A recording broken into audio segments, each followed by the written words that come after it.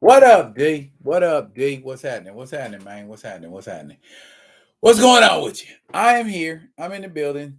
I'm waiting on y'all. So I know it's probably one other person out there doing a live. Mr. Ray Smith, good afternoon, good evening, good night. How y'all doing? How y'all feeling out there? I want to talk my talk. I'm going to talk my talk. I'm going to talk my talk until I'm done talking my talk. That makes sense, doesn't it? I want to do something different with the back, but I don't know what. Well, I do know. And since y'all here early, perhaps you can help a brother decide what to. Those ain't the ones. Those are the ones. What up, Mario? What's good? What's happening? What's good with you? What's good with you? What's good with everybody? Glad to see the usual suspects is popping up at the scene of the crime. Okay. I want to put some books back here. And these are the ones I'm thinking about putting up there along with the action figures. I'm gonna throw up another shelf. Think about putting that up. That is the Black Panther trade paperback.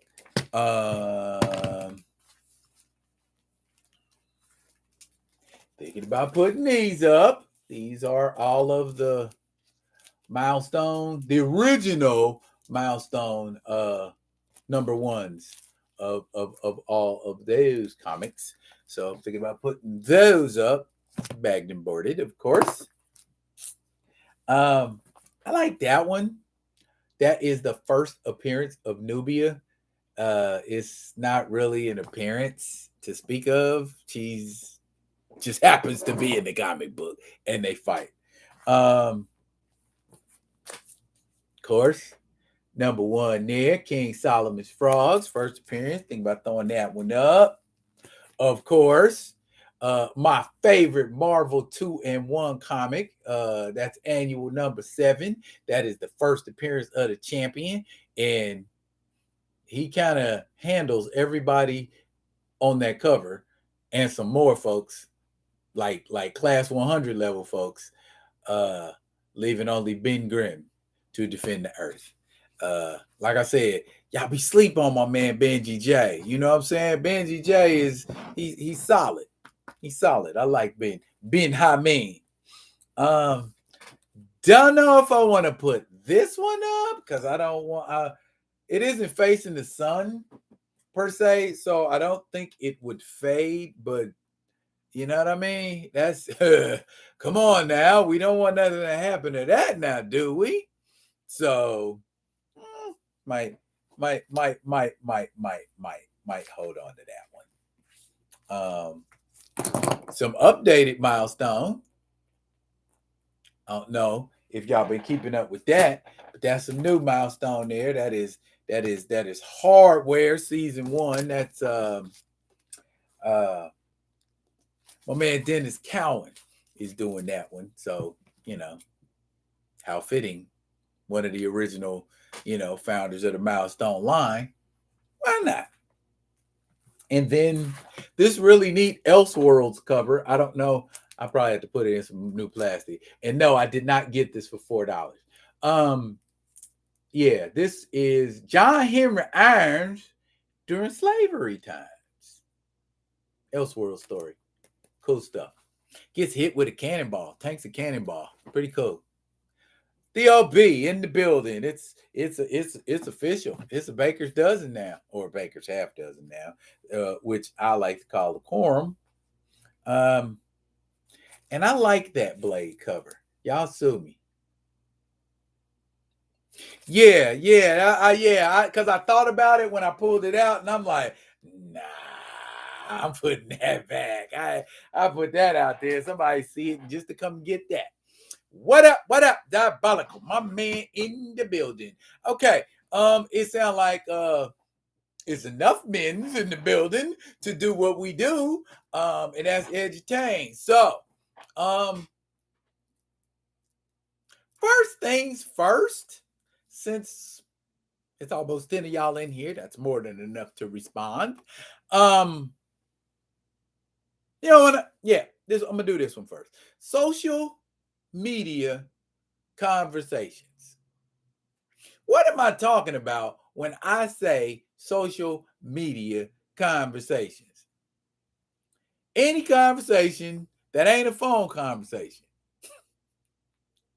Any conversation that ain't a face-to-face situation. Any conversation you have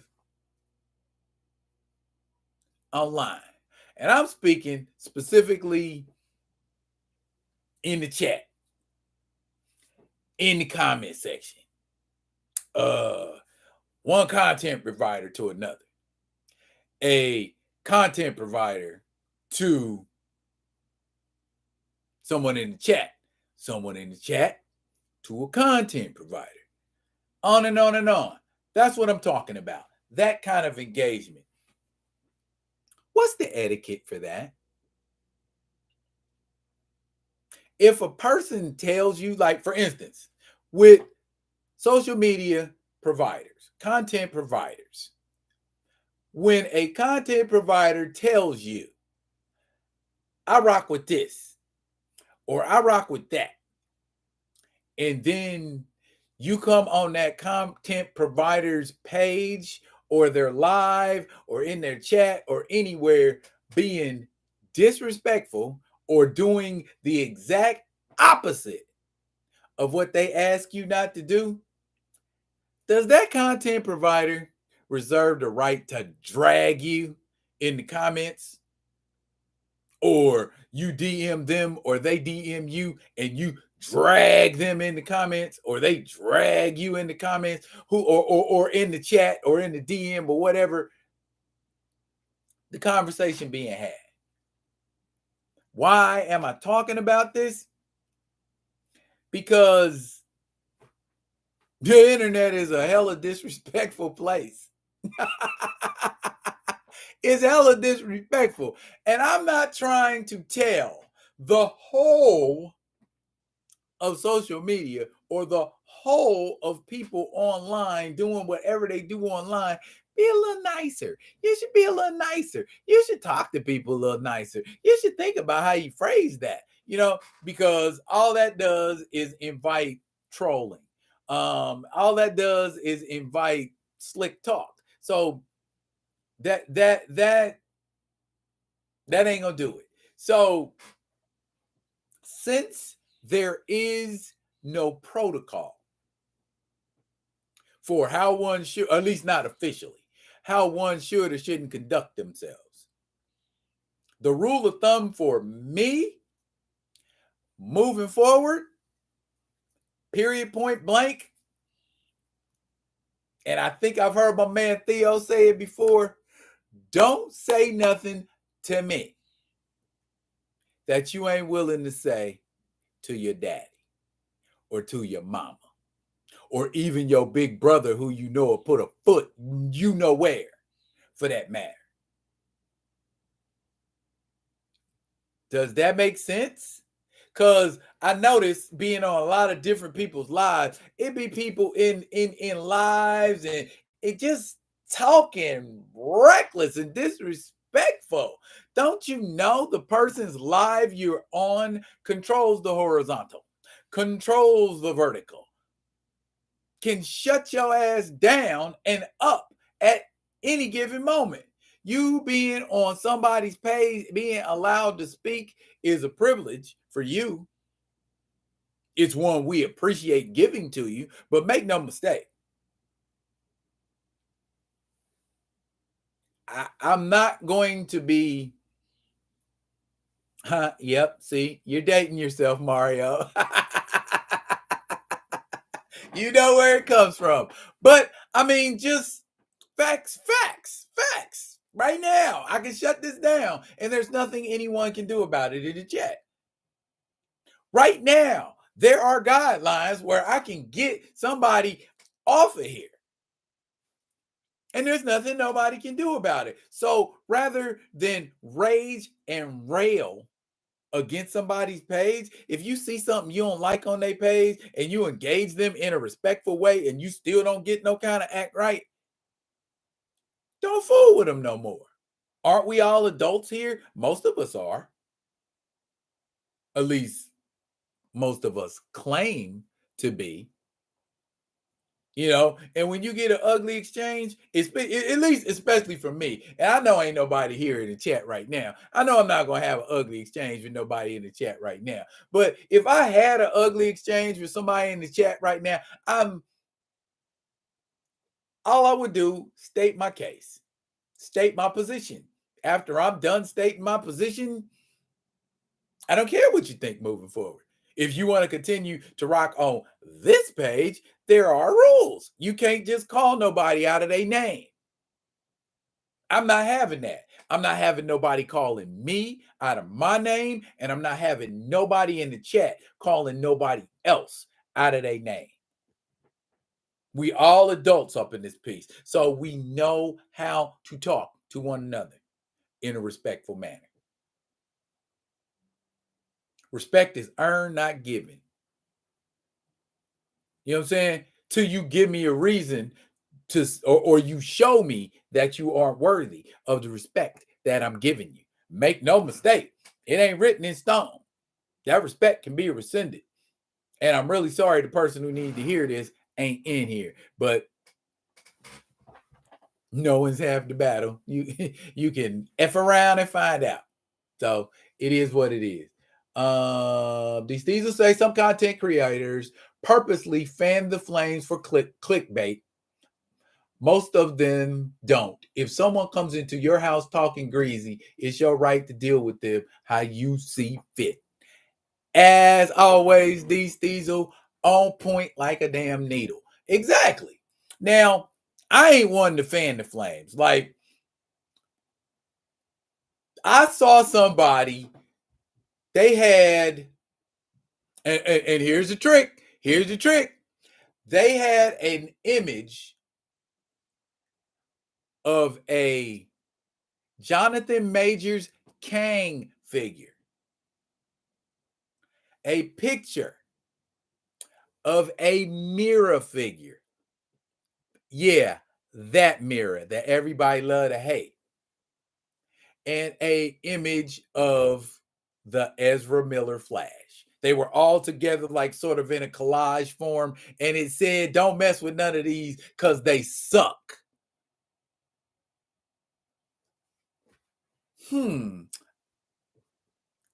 Have to watch the video. Now, what the video was about was the action figures. But when you come onto a page, action charge, ready to start swinging, ready to start screaming, ready to start hollering, "Are you saying Jonathan Majors sucks?"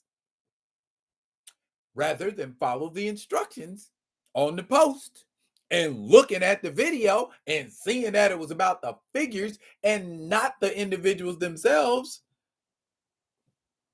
If you looked at the video, you would say something like, "Oh, I'd be inclined to agree," or "Yeah, probably."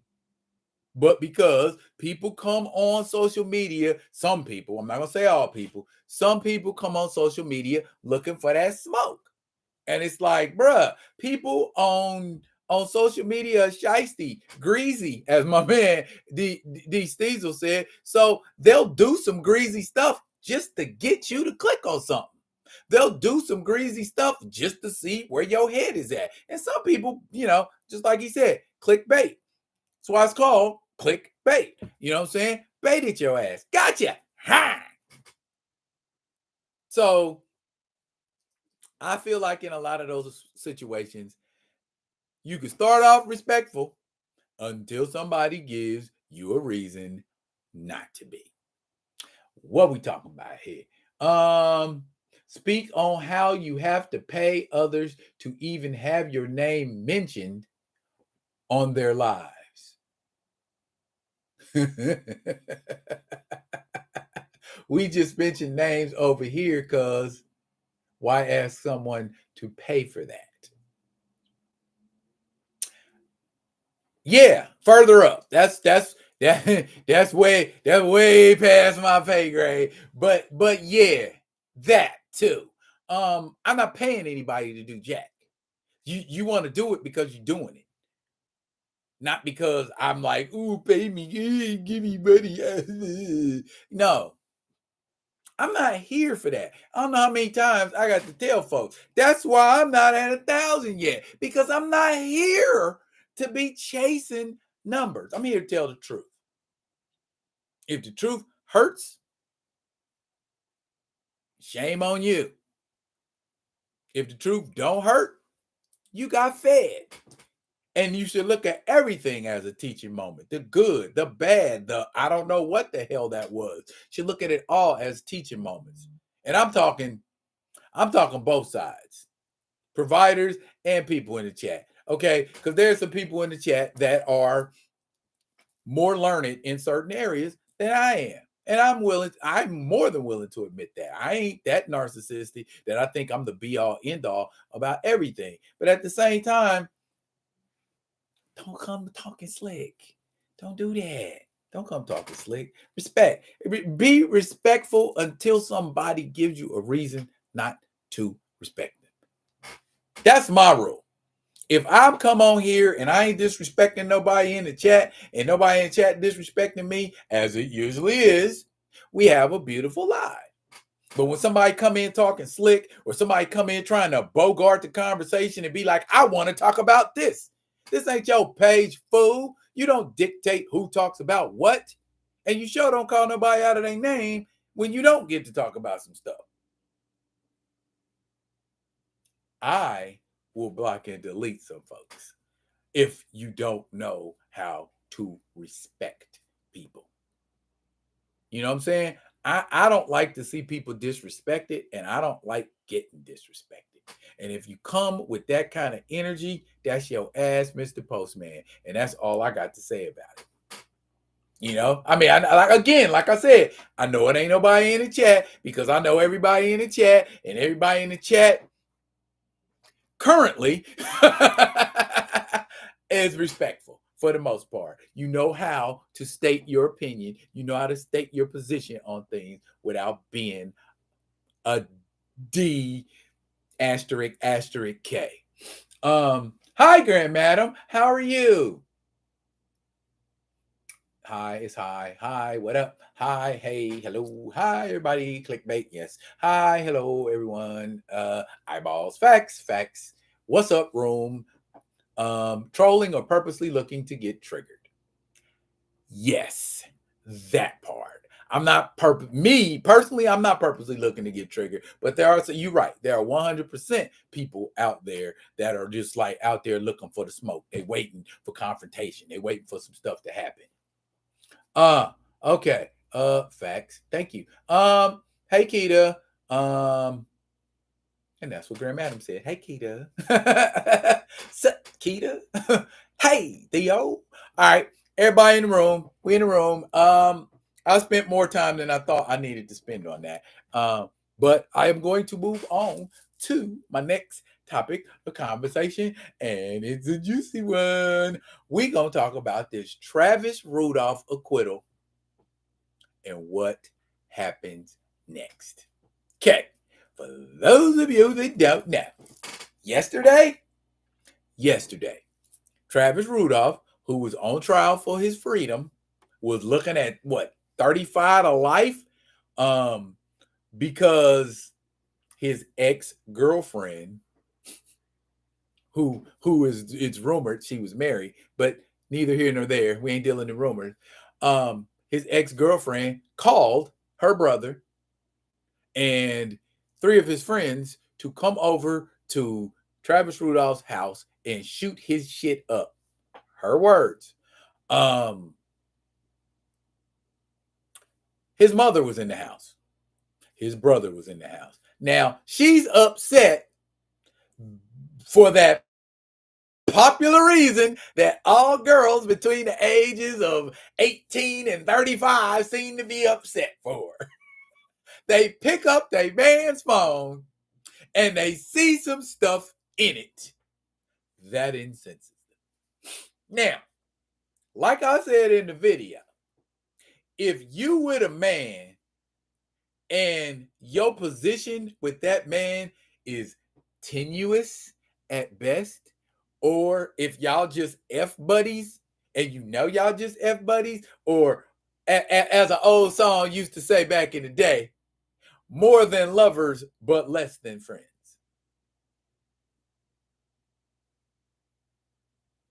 So, leave. Leave. Don't break nobody's PlayStation. Don't throw nothing at them. Don't get mad when they say the other girl look better than you. Leave. Don't be fighting nobody. Don't be hitting nobody. Don't be doing no dumb stuff. Don't be a BB. Yes, that's basic. If didn't nobody put their hands on you, ain't no reason to put your hands on nobody. Same, that's how I feel about that. Man, I don't care what you are, man, woman, LGBTQIA, whatever. If ain't nobody touching you, you ain't got no business touching them. That's simple. Leave. She had to be escorted out, and it's all on camera. That's why I got one of them doorbell cameras too. If some stuff jump off in front of my property, it's gonna be recorded. Okay, you ain't getting ready to do nothing to me, or me do nothing, and then you lie and say I did something I didn't do on camera. Anyway, these 4 gentlemen came back. 2 of them had guns. They didn't pull them out till they got back in the car, though. But they proceeded to dogpile Travis and his brother. Seen his brother was catching it. Said he feared for his life. Went in the house, got his AR-15 and fired 39 shots. I think 3 of them hit one guy, 10 of them hit another. Him dead. Okay, this happened in 2021. Now, they wouldn't let the man plead the stand your ground clause. They wouldn't let him plead the castle law clause, but acquitted him nonetheless. Acquitted the man in what I believe is record time for some stuff that dragged on for 2.5 years. Or close to 2.5 years. 2.5, June? Yeah. Started, yeah. April 21, May, June. Oh, yeah. Roughly 2 years. So here's my thing. And this is the thing that's everybody else's thing. If you saw that trial and you saw the cross-examination of Dominique Jones and how slick she was talking and how evasive she was and got caught up in her own stuff several times, should she walk away scot-free with no criminal charges against her whatsoever because she was part of a conspiracy to commit murder? If you want somebody beat up, you say, go over to his house and whoop his. You say that because I've suffice to say, without revealing, what up, Blue? Without revealing too much, I will say me, my brother, and a couple other people on occasion have had to ride out in honor of our sister/cousin. My sister didn't tell me to shoot nobody. My sister didn't tell me to shoot nothing up. So guess what? I ain't shoot nothing up. I didn't bring a gun.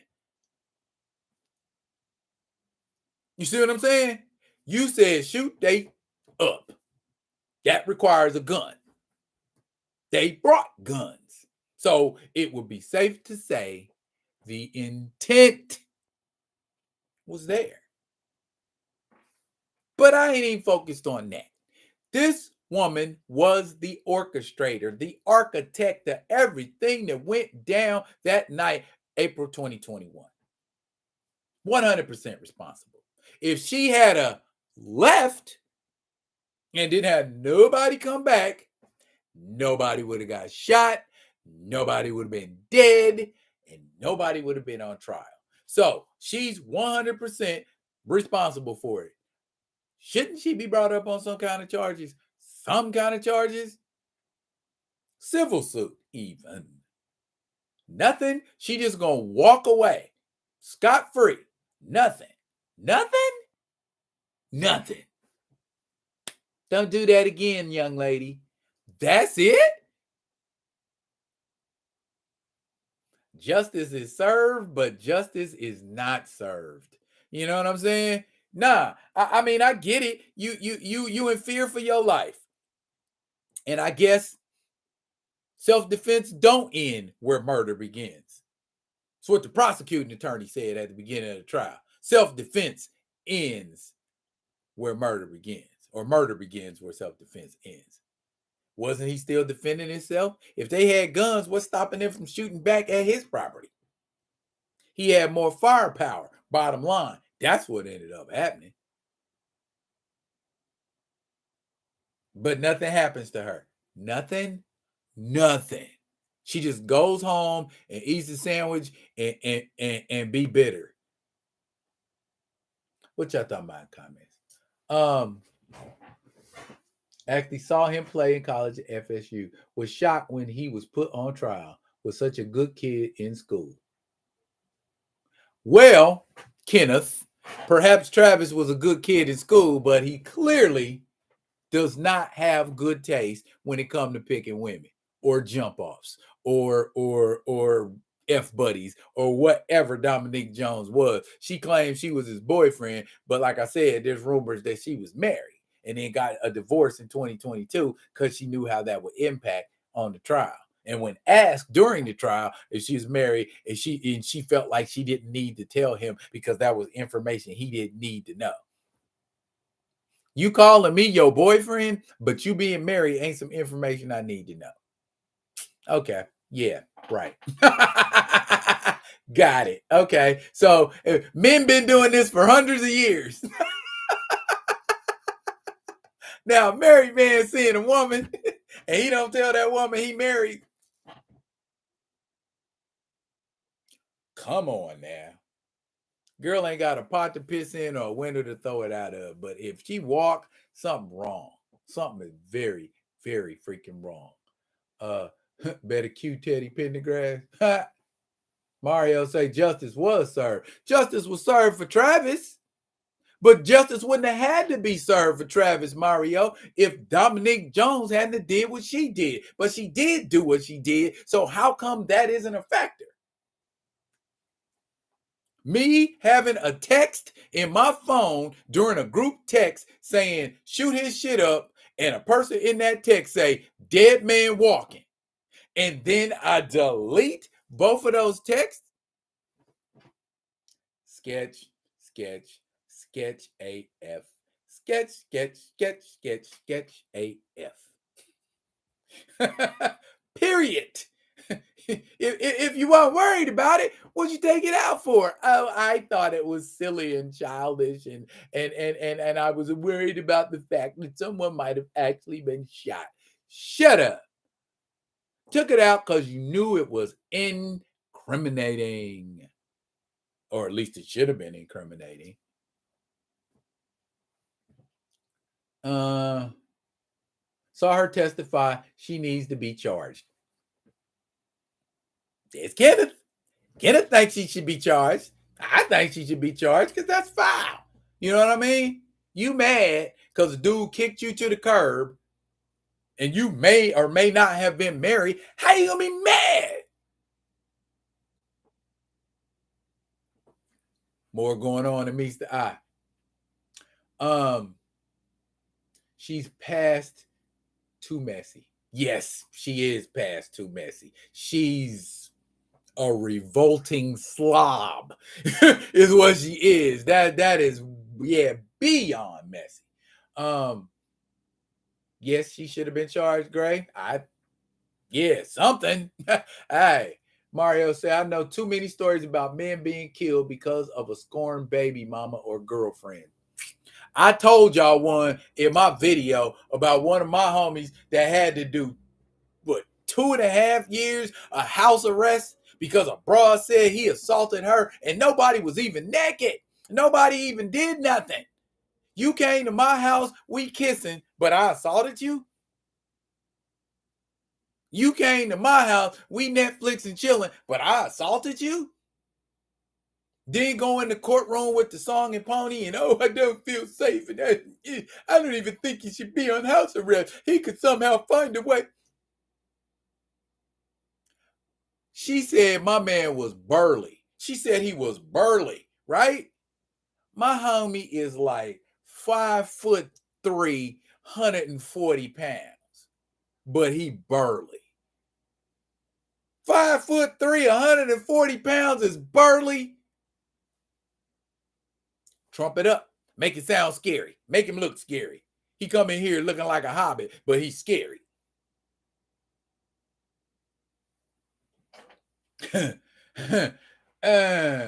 I lost a young neighbor like that. He deleted a man, and the man's brother came around and deleted him.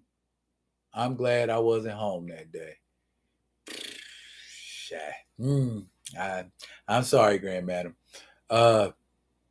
Zion Williamson better be paying attention. Somebody needs to slide him a copy of Belle Biv DeVoe's Poison. Too late. Zion done trusted the big button to smile, so you could choose the sin, but you cannot choose the consequences. My brother got shot in 1999 for breaking up with his girlfriend. She and her ex-boyfriend set him up. He survived. Bruh. And the list goes on and on and on, D.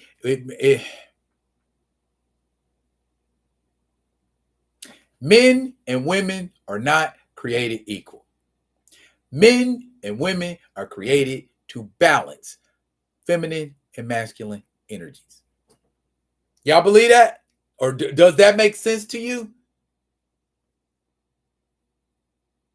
They don't have to be equal to exist peacefully. They don't have to be equal. What a woman lacks, a man should complement, and vice versa. Woman should not have to do what a man does.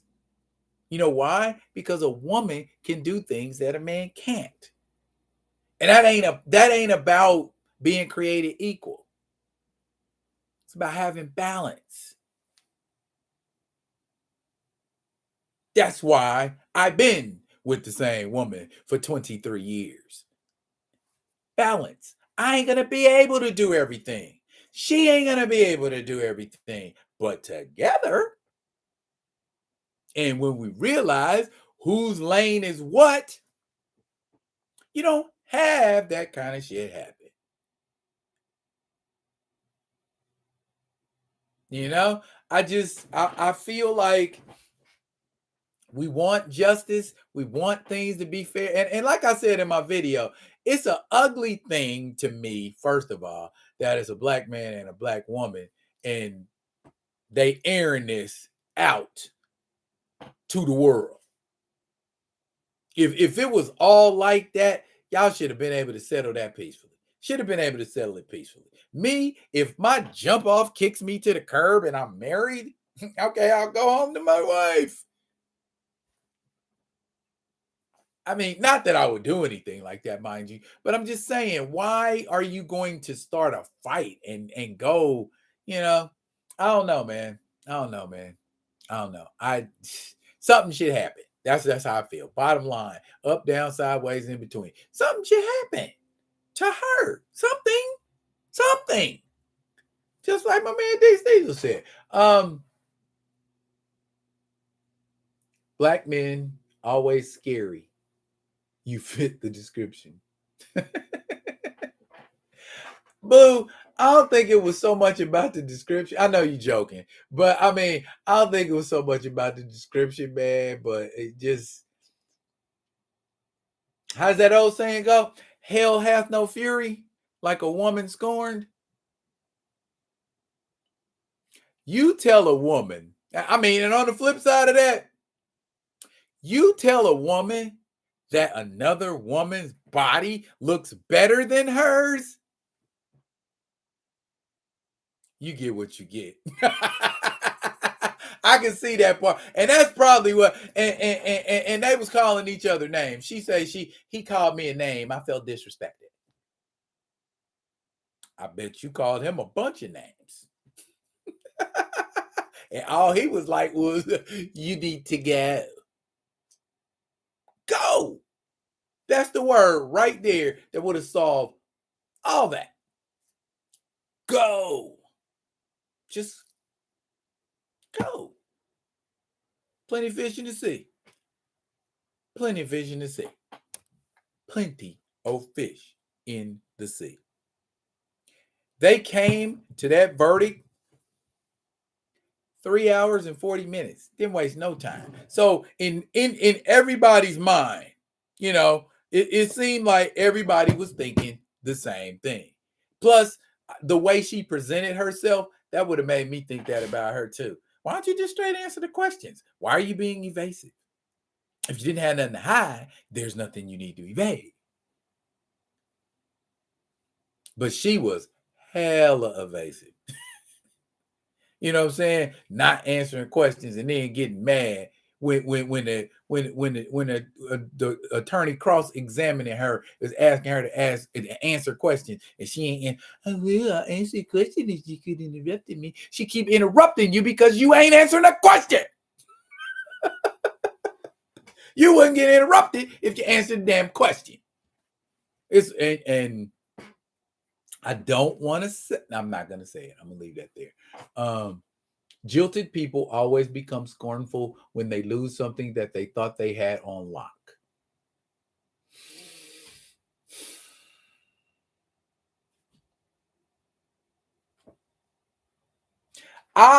Gray, I would change the word always to most of the time. Yeah. Always, that's it. That sounds like an absolute. You know what I'm saying? Because there are some women that when you do dumb shit and they know you do dumb shit, they were ready for the dumb shit you did and are like, I knew you was going to do that.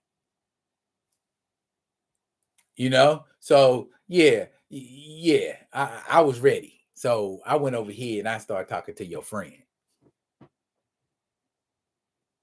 That kind of stuff. You know, they they don't become scornful, but they do become vengeful. And revenge is what they want. Yeah, men and women. When my high school girlfriend, well, she was in high school at the time. I was in my first year in the Navy. And my high school sweetheart, who I gave my gold chain to, was in the field house at the basketball game with some other Negro, and she's rocking my chain while she's sitting in that dude's lap.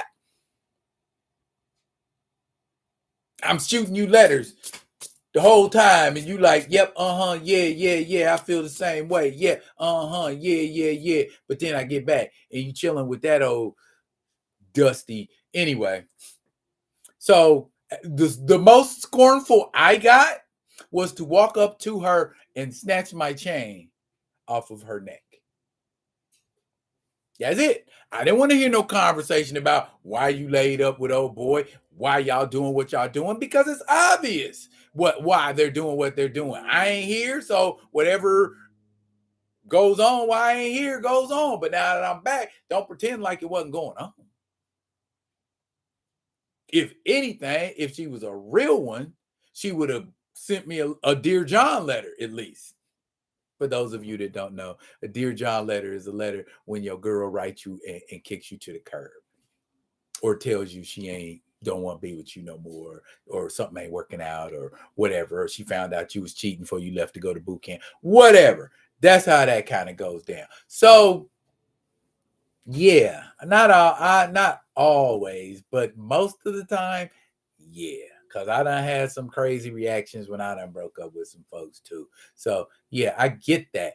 The response. And is it response or is it reaction? Are we responding to stimulus or are we reacting to it? When you're reacting to stimulus, that means you're doing it without thinking. Blue said, I just want to know, what was she trying to accomplish? What was the ultimate end result in her mind? That's a damn good question, Blue. I guess after plotting and planning with her lawyers, they thought, the way she was interacting and reacting to the attorneys cross-examining her was gonna fly. I don't know. It was paper thin. Paper thin. I'm like, she's snapping off and saying slick stuff to every single question. Some of them questions was just like, yeah, no, yeah, no. Why are you worried about just simply answering that with a yes or no? Because it's gonna be incriminating, or it's gonna uncover more stuff that make folks keep digging, like deleting incriminating texts, like potentially being married.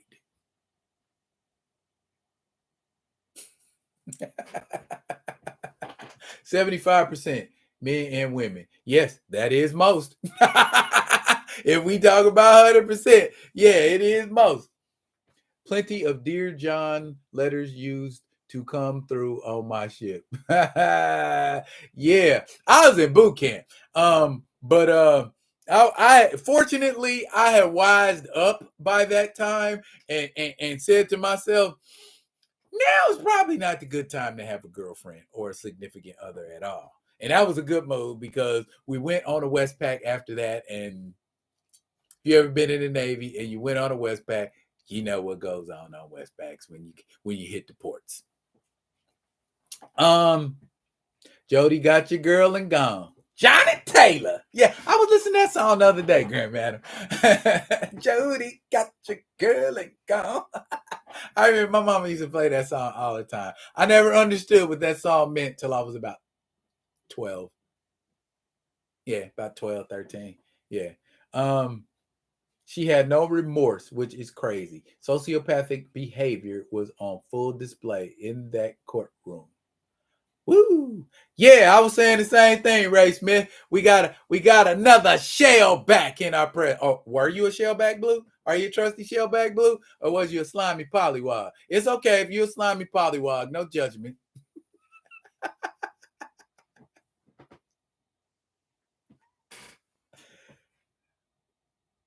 AT.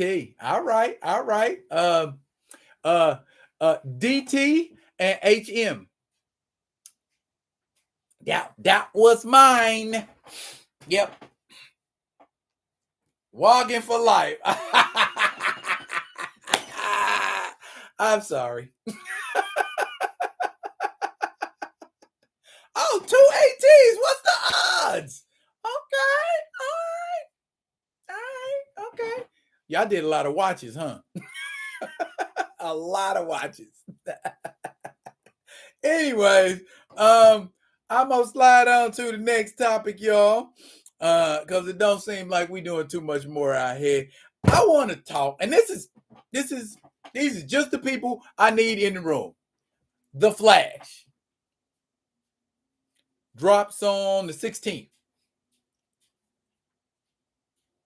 Who's going? Who's not going? And why?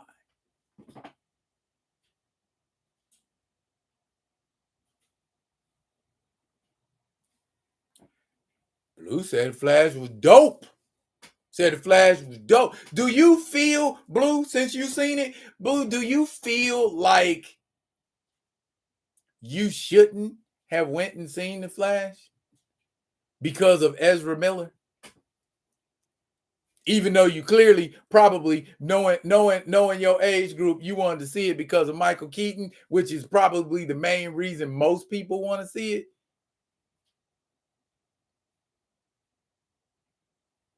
But I wait on that. But now here's the thing. If you are a content provider,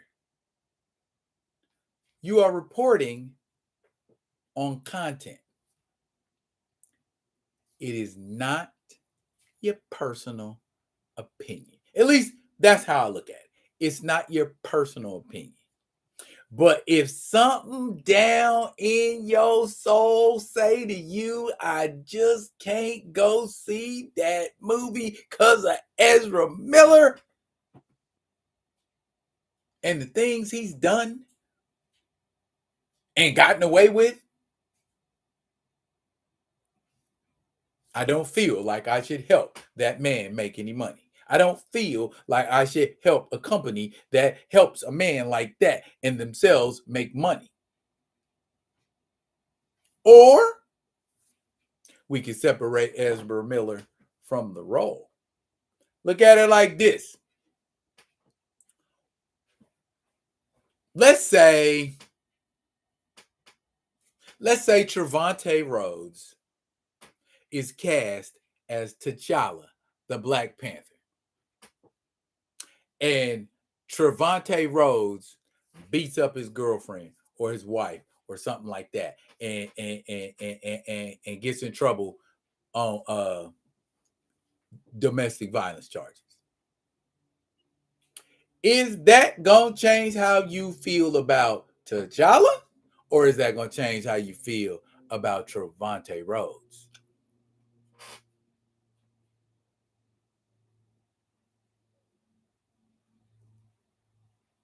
You know me, I like to play devil's advocate up in this piece, because devil's advocate gets an exchange, and I like having this exchange because I like to hear thoughts, I like to hear processes.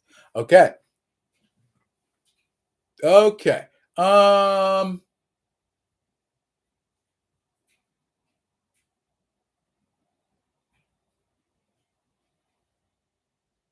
Gray calls it the Batman Supergirl film. Okay. But are you going to go see it? And if not, why? Graham Adams says she could wait until streams. Are you waiting to stream it because of Ezra Miller's shenanigans, or are you waiting to stream it because you just hate the movie going tight? Ray Smith said he not going because of the hypocrisy of Ezra Miller versus Jonathan Majors. Okay, there it is. I'm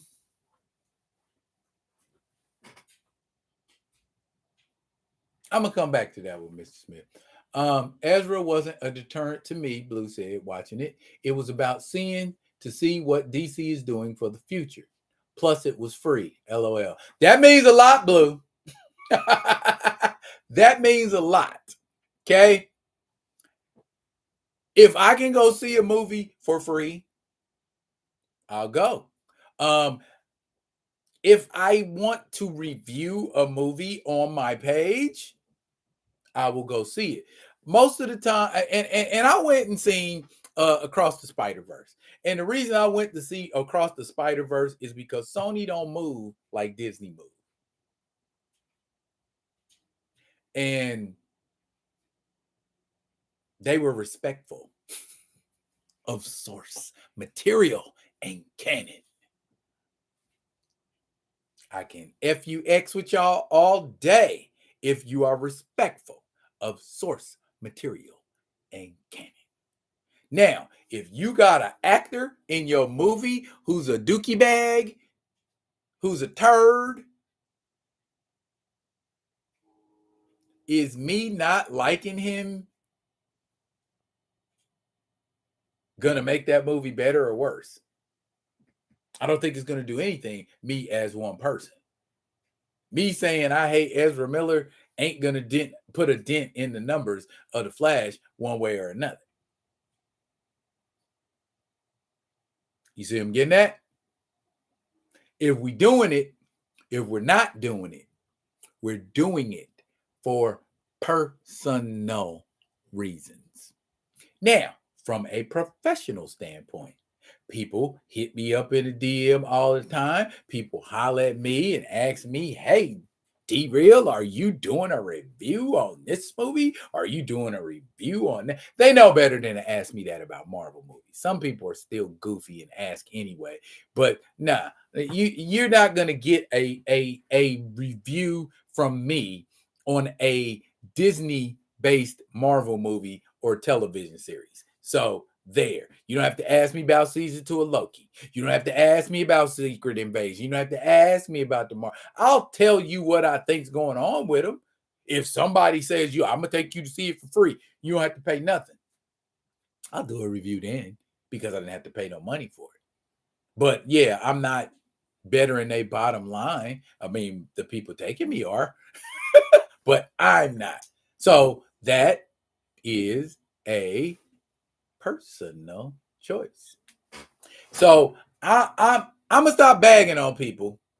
Well, I haven't really been bagging on them, but I'm choosing not to bag on people who choose to see the Flash because, like I just said, choice. And I can't fault somebody for what they choose to do, especially if it doesn't affect me directly. So y'all go ahead and do that if that's what y'all feel like y'all got to do. If the opportunity presents itself on the free, sure. But about me going out spending my money, and I'll tell you why. Same reason Mr. Smith said. Because of the not just because of Ezra Miller, but because of the comparison. And so you telling me the people at Marvel Disney have less faith in Jonathan Majors than who they ain't proved what he did yet than the people at Warner Brothers who know what this cat did and stick behind him anyway.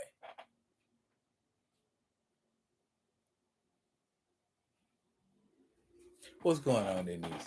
What's going on in these? I haven't gone to the movies since I got my streaming services. Oh, bless your heart, Grand Madam. Blue said, I do not understand not seeing the movie due to Ezra. Devil's advocate as well. I still feel the same about the Flash, the character, not Ezra. But Flash as that character is a no-go for you, Mr. Smith? I mean, Ezra Miller ain't the one that is causing Jonathan Majors all that grief. Devil's advocate, just saying.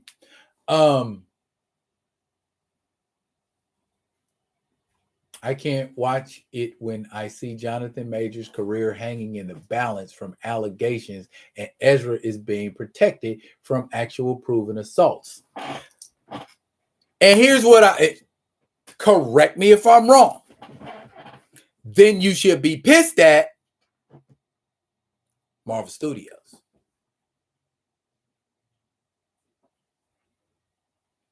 They're the ones not backing their actor. We're pissed at a decision DC made, Warner Brothers made, to stand behind their actor, to support their actor. I ain't saying he's innocent. He's damn sure not innocent, but they made the choice to stand behind him. So that choice could be a reason. I get it. That could be the basis for saying I'm not going to see it because they're standing behind somebody they know is a sleaze. Whereas Marvel, who don't even know or isn't looking at the evidence, and they're still like, I don't know about that guy. So see the dichotomy of that? Ezra's a trash Barry Allen, never dug that casting. There is the reason I don't like Ezra Miller. Now, damn what he did not at the movie. Ezra Miller is a sucky ass Flash. That. What was that crap? You know what I'm saying? And Flash is one of my favorite. He one of my top 3 DC characters. And that's what you give me on the screen. Get out of here. You know what I'm saying? He sucks donkey asses. You know what I mean? He's not a good. That y'all revamped the suit and suit. Oh, okay. It looks more like a Jeff Johns Flash, but Ezra Miller is Grant Gustin is my Flash. Period. Grant Gustin and John Wesley Shipp in that puffy suit he used to wear in the 90s. I don't know what because he's not a good. It's not. You got to be good. We casting you as Barry Allen, and you're not Barry Allenish. I don't like the way he depicts Barry Allen. He's a terrible Barry Allen and a worse Flash. Who is that person? Who is he? Who? Well, who's the inspiration for that Barry Allen? It ain't even Wally West. Wally West don't act like that. Who is that person that you're calling a speedster? That ain't the Flash. That ain't the Flash I grew up with. That ain't the Flash I seen on TV. That ain't the Flash I seen on Justice League. That ain't the Flash I seen on the CW. What is that? Is what I ask myself. And he's clumsy and bumbling and goofy. When Flash ever been clumsy, goofy, and bumbling? I know he acts goofy and bumbling to disguise the fact that he's the fastest man alive, but actually being goofy? You shame. That'd be like Brian Tyree Henry playing T'Challa. I'm not there for that. I don't want to see a oversized T'Challa. That's not accurate. Just like him being second in intelligence to Shuri isn't accurate. So my reasoning behind it has nothing to do with the comparisons. I just think he's a sucky ass Flash. Period. If you want to give it to me free, I suffer through it for you. But he's not a good Flash to me. Just not. These will say I stay pissed at Marvel Studios. Well, to play devil's advocate, Mr. Majors hasn't been let go yet. Marvel is sticking by him as of right now.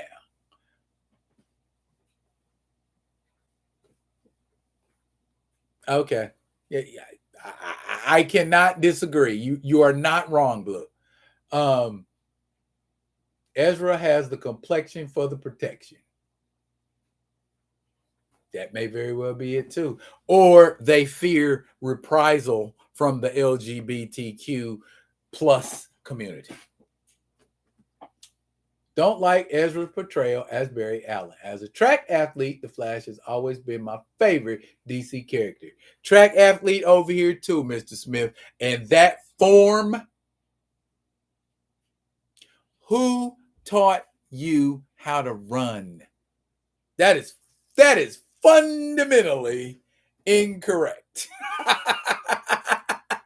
That is fundamentally incorrect. Get out of here. Who? What? Why? Make it make sense. Terrible. Haha. His running is whack. Thank you, Blue. The defense rest, Your Honor. Ezra be running like Steven Seagal in the 90s. Mr. Mario Bryson, I agree.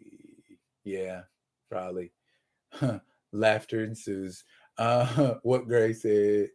My dad used to run track, but his favorite superheroes were Hulk and Thing. I like the Thing too.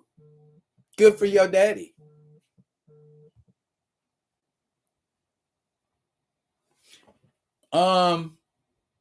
He's playing Grant Gustin as Barry Allen. The Luthor from Batman versus Superman was just as bad. Yeah, and is he coming back? I hope not. I hope he never comes back as Lex Luthor. Um, Ezra is a clown in a flash suit. Zack Snyder's edgy casting. Yeah, as in he need to be pushed off the edge of a cliff for that casting. Man, what y'all in here getting serious about? I told y'all what I was getting serious about it when I told y'all about the live. Reading is fundamental. We are currently talking about the Flash movie. Paperboy in the Black Panther suit. Yeah, that would be scary, Mario. That would be scary. Peter Parker amalgamation and it's not clicking. Yeah, he's not the Flash. He's not even a Flash, in my opinion. I mean, he don't act like Jay Garrick. He don't even act like Max Mercury. Don't act like Wally. Damn sure don't act like Barry. That's certainly not Wallace. I don't know who that Flash is. ain't Eobard Thawne either. Unless Eobard Thawne is doing some excellent acting. Graham Adams said, I wish they'd let Grant Gustin do the movie. That 2 seconds on the Flash TV show didn't make him look impressive. Grant Gustin even looks more like a runner physically than Chokeslam Women Flash. From what I read, they let Ezra pick the running style. I don't know how they thought it was a good. He picked that? Just run for a second and see what somebody running is supposed to look like. I'm bouncing in a chair, pumping my arms, and I look more like I'm running than Ezra Miller does. Raspberry. Without looking at who asked that question, I knew it was Nico. Man, what y'all got going on in here? I listed the topics. She'd just be able to tell from me talking what I'm talking about. I'm talking about Ezra Miller. What topic was that? Flash. Oh, got it. Okay, I'm gonna stop. He's been channeling Eobard Thawne in real life. Yes, he has. Okay. See, y'all done ran Nico off. Stop it. Nico just come in and say hi. Y'all leave him alone. The Snyderverse cult, I think, are some hard drugs to continue wanting more of his stuff. Yeah, I was done with the odd choice for Luthor. Yeah. I don't buy Ezra picking his running style. He just can't run. So I don't know. Maybe a ballet dancer picked that style. You know what I'm saying? You know, my man trying to run and plie at the same time, and it's not working. I don't know. Bottom line, I guess that was my thought process with Flash. Anyway, is the crux of it is you don't have to like Ezra Miller to see the movie. I'll be perfectly honest with you. I watch Clint Eastwood movies. I like a lot of Clint Eastwood's characterization.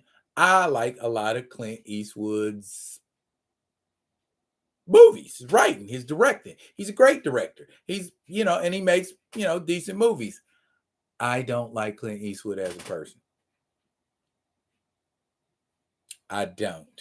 I really do not. He is a POS.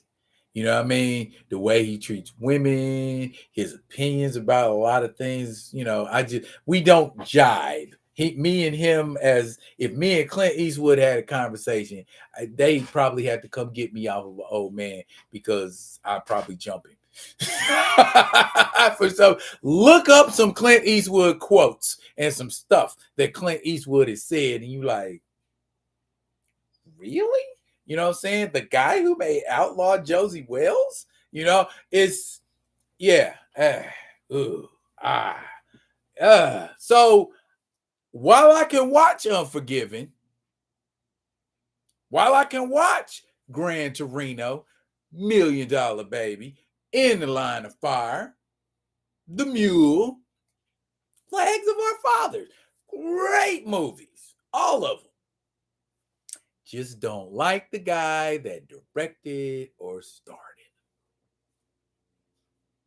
So I get, like Blue saying, okay, I like Flash, I dug Flash, but I also see Ezra Miller and what's going on with him.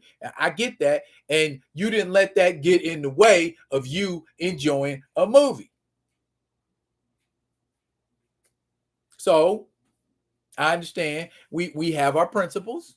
We have different levels of varying levels of integrity. And again, it all just boils down to choice.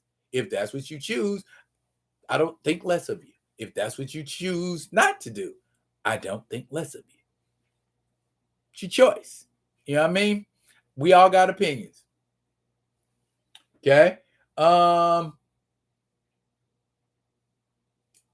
At Nico and Ashura are the only two around these parts that get roasted a bit. Yeah, because because they come in like they looking for the 5 o'clock free crack giveaway. Bruh, I told you in advance what I'm going to be talking about. All you got to do is come in for a second. You say hi, come in, and use that instead of that. And you'll figure it out real quick.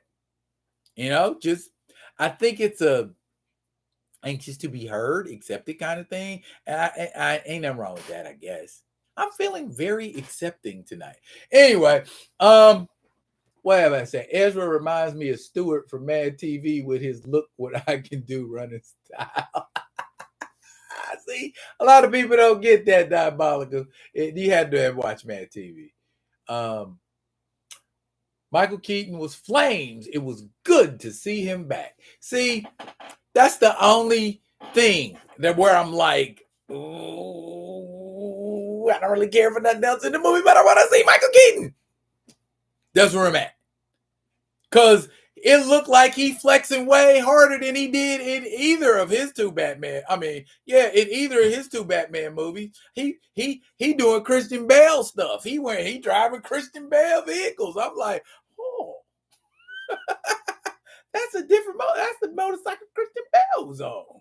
So I don't know what that is, but I'm curious. Anyway, Gray agrees. I feel that way about Stallone. Yeah, he's kind of a jerkweed too. Clint Eastwood is trash, but I like some of his movies too. A good movie, just a good movie, Blue. That's how I feel about it. Weinstein. You know what I mean? Now that's a different matter.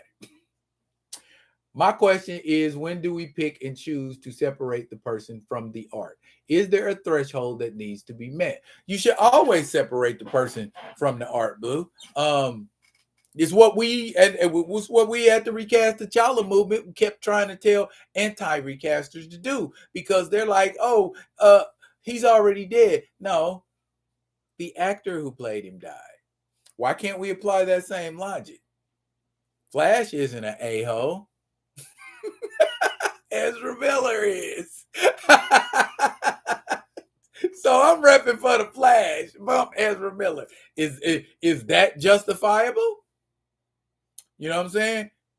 I'm repping for Michael Keaton. I'm there for Michael Keaton. That's how I feel about it. Michael Keaton, hey, he can't do no wrong most of the time. Most of the roles I've seen him in, I enjoy. I've been enjoying Michael Keaton since Johnny Dangerously. Ooh. Dating myself. Anyway, go back home. This is Merc energy from Clint. Yeah. Yeah. Very much so. And that's why I don't like him. I can watch The Searchers, Rio Bravo, and True Grit, but I'm not a fan of John Wayne. Definitely not a fan of that man. That makes see that is a compelling argument. That is a very compelling argument. Blue, like that you're here and throwing that out there like that. Because if you think about it, kind of makes sense. kind of. Okay. Top flight stunt team this time. Oh, Keaton got a top flight stunt. I kind of like that. Can he do it? Is he still turning his head like that? Does he still have to do that? I hope he's fixed that neck issue. I'm right there with y'all. I want to see Keaton, but damn, Ezra. Hopefully, that'll get on Max fairly quickly. I hope. Yeah, I'll never watch BP2. It'll just piss me off. Or have you going, that's not what that should be. That's not what she should be doing. That's not what he should be saying. Why are they here? How come that person is in charge of the Dora Milaje and that person who was in charge of the Dora Milaje the comics ain't? I like Michael Keaton, but he's too wild for the barbecue. Is that what you said, Graham Adams? He's not invited. I don't know what to tell you, Graham Adams.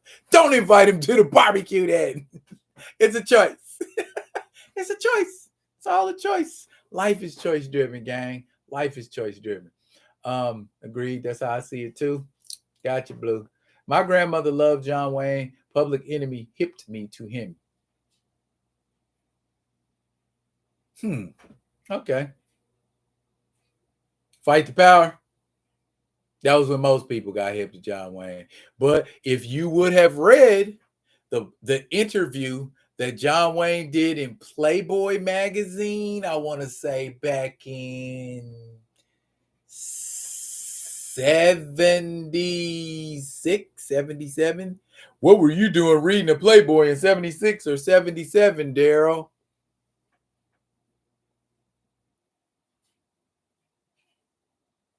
Weren't we all?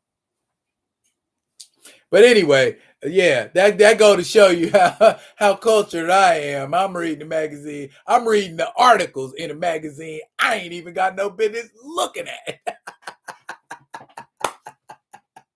Yes, life is strange like that. But yeah, that was very revealing to me. And Public Enemy just reinforced what I read in that article. Keaton was Mr. Mom to me. Never saw him as Batman. These trailers for the Flash movie seem to redeem him in my eyes. We all have our own tolerance levels, says Diesel. I think with me, what has me is the difference between Ezra and Jonathan when it comes to treatment. Also, who is in this movie that reps me? If I want us to win as a people, at some point I gotta.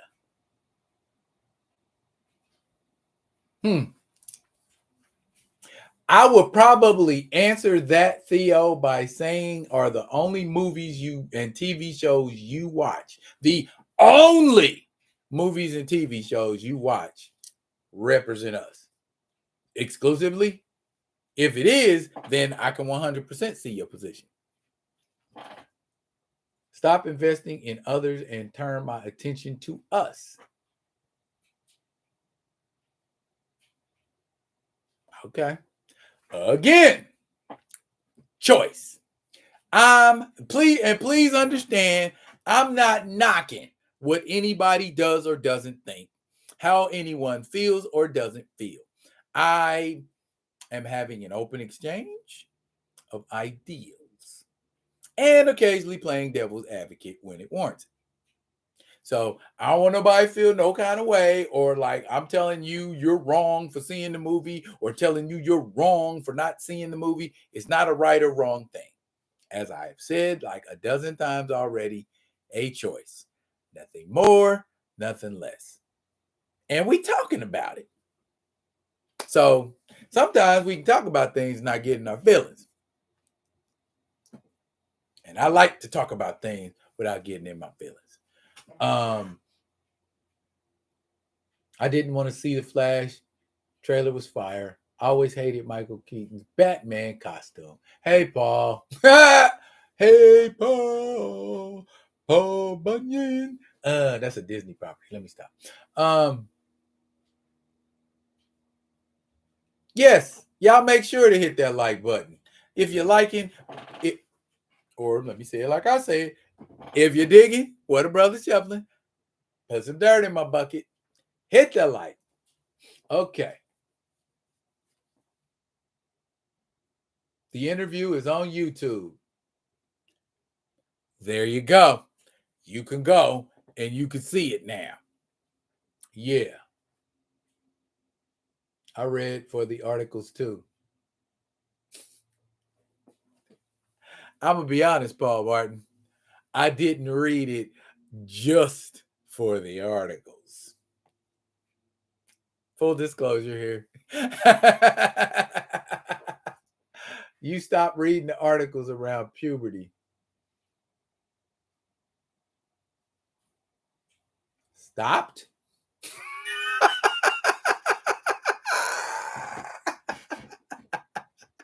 Who stopped? My very good friend Vanity, rest in power, had an article in Playboy. And yep, I read the articles. Anyway, that's where I'm at, Blue, says Theo. I want us to have Ezra Miller like opportunities. I can't keep supporting what they got going on and we're not winning ourselves.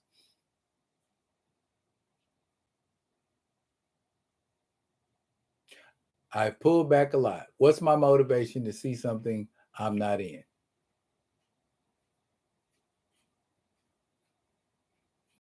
Okay. I have the same tee D-Real had on. Had on? This one? Okay. Target, pretty available. If you want it, pop by Target. I'm pretty sure they got plenty of them.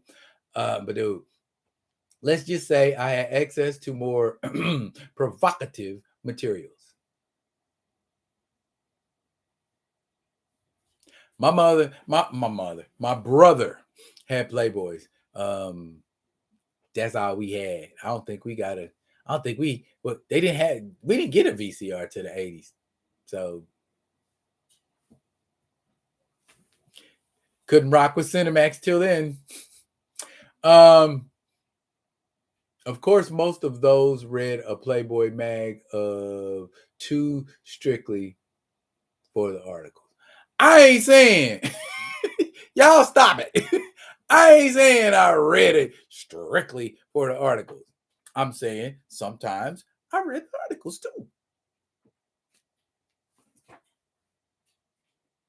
Oh yes. Oh yes. Yes. Hit that like button. The Vanity article was really good, by the way. Yes, it actually was. And she actually wrote a book that was pretty good too, but it was so damn colorful. The font. Why can't you just make your book with black font on white pages? She had yellow font and red font, and in the immortal words of Rick James, no offense to my sister, rest in power, cocaine is a hell of a drug. And I'm going to leave it at that.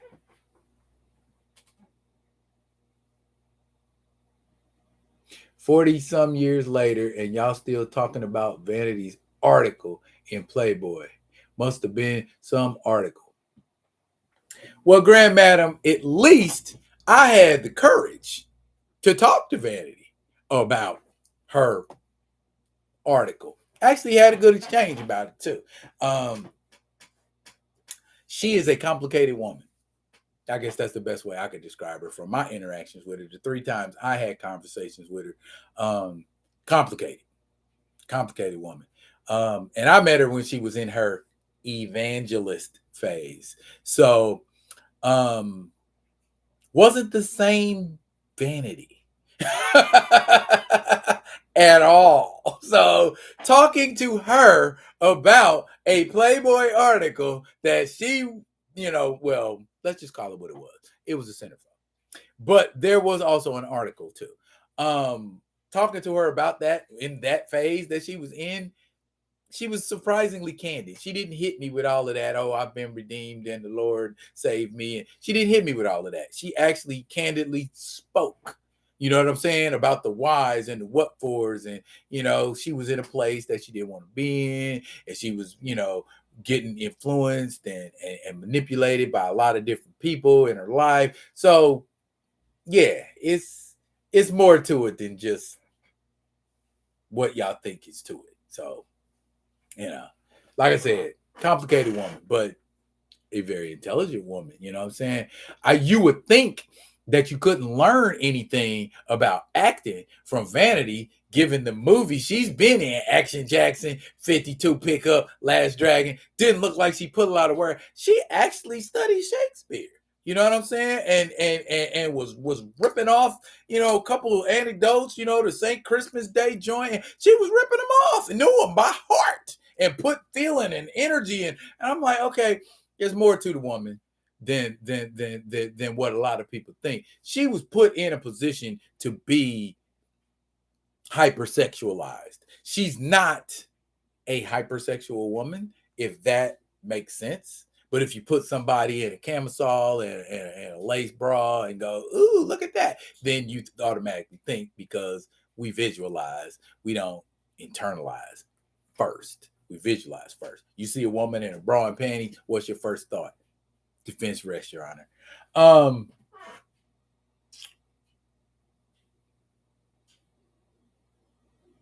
I honestly did like the football All-American teams. Thank you. Thank you. Betamax and then a VCR. The good old days. Y'all really read the articles. Some of them, yeah. I mean, some of them. There was this one article that talked about sex in the movies in Playboy. It's a good article. I loved Vanity. A lot of people love Vanity. I've been loving Vanity since she was on that Cameo Alligator Woman album, and I told her so. She just chuckled. She took it well.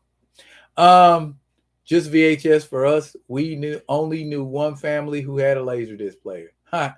Paul Martin said, "Got to give Prince credit. His business with his women remained his business." That is true, because she before she passed, even she was still tight-lipped about Prince. So facts. Blues House on target. Yeah. I definitely remembered it. I read her Ebony article as well. I wish she could have done things differently. Well, when you get involved with them rock and roll types, it's all downhill from there. You know what I'm saying? And messing with somebody from Motley Crue, probably not a good look. But I'm gonna go ahead and move on to what my next one? Okie dokie. Well, indie comics. Indie comics. Indie comics. What's your favorite indie comic?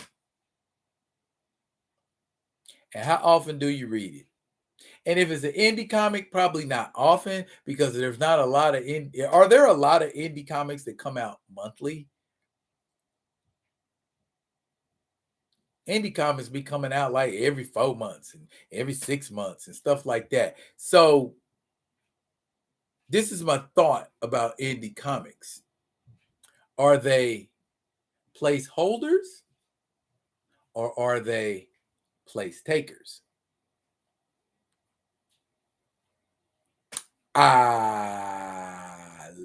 Let y'all marinate on that one for a second.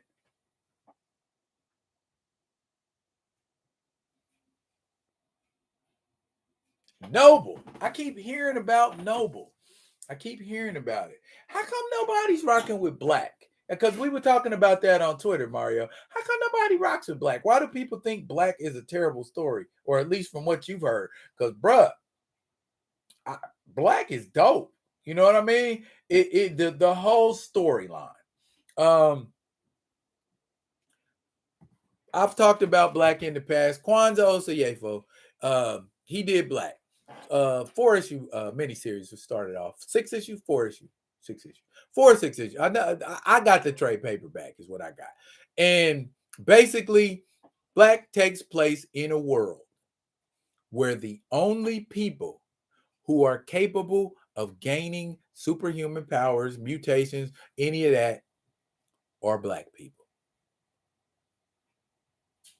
Already an interesting premise, huh? And so the government is trying to capture, in turn, and experiment on Black people to find out what it is in their DNA that gives them the potential to have superhuman powers duplicated. And of course, like all all the white people want to make them in the army, make an army of them, make them into soldiers, not find practical uses and things for them. But that essentially is the crux of what Black is about. That's a dope story. Even if people think that's trash, that's a dope story. So that's one of the indie comics that I've rocked with. And I like a lot of Chuck Brown stuff. That Chuck Brown isn't indie per se, but Chuck Brown does a lot of work with Image. And I like the work that Chuck Brown did with Flawed, of course, Bitterroot, and when he was over at DC and did that Black Manta limited series. That was a very bright spot when DC is putting out not so great material. So, yeah, Mario, for reals, you really do need to go cop that. Yeah, Blue, I just picked up a couple issues of Philadelphia because I got a trade. Because I got an LCS that majors mostly in those kind of comics.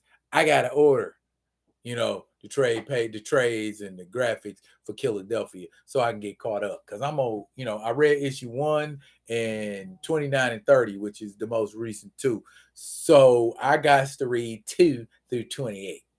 So that's where I'm going to get as far as Philadelphia. There was also an indie book, Image. Well, not indie, but Image did a book called The Ant. And it was based on a character that someone else had made, and they transferred the Ant over. And the Ant is this gal that she basically sprays this ant body armor on her. You know what I'm saying? And she gains superhuman strength and all of that crap, and can crawl on walls, that sort of thing. And she looked good, y'all. And somebody is hypersexualizing the ant, because when she's got that suit on and skin tight, and she's got really long antennas that have like serrated blades on it, and she can whip the antennas around and cut people up with her antennas. They're kind of extra long too. So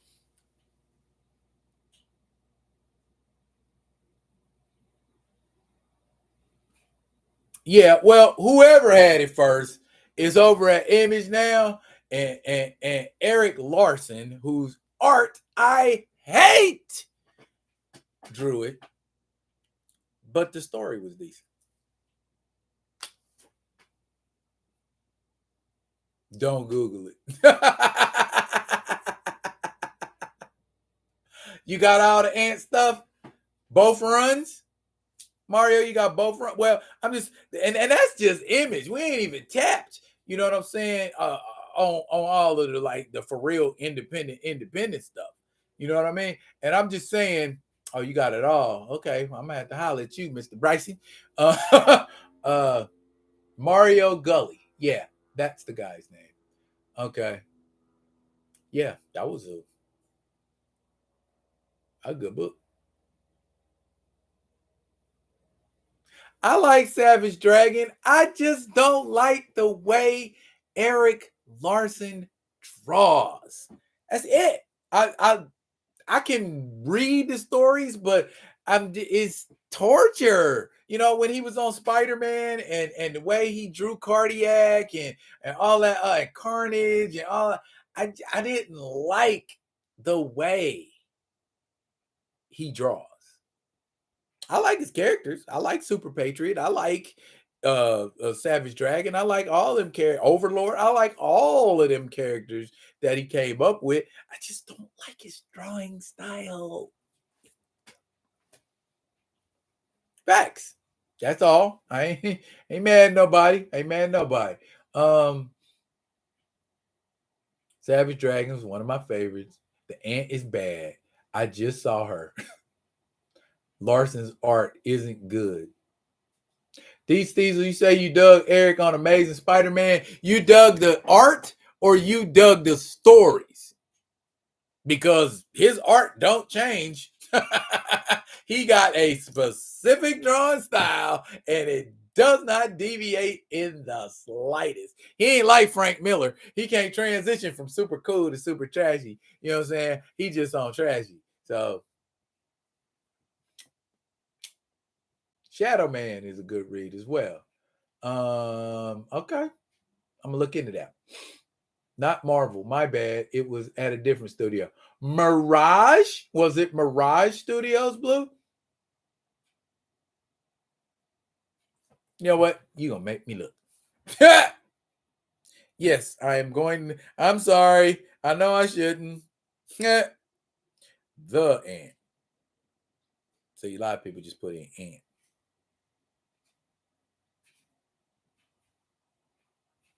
Nah, we better go Ant. Comic book. That's too much stuff. Here we go. Yep. Mario Gully.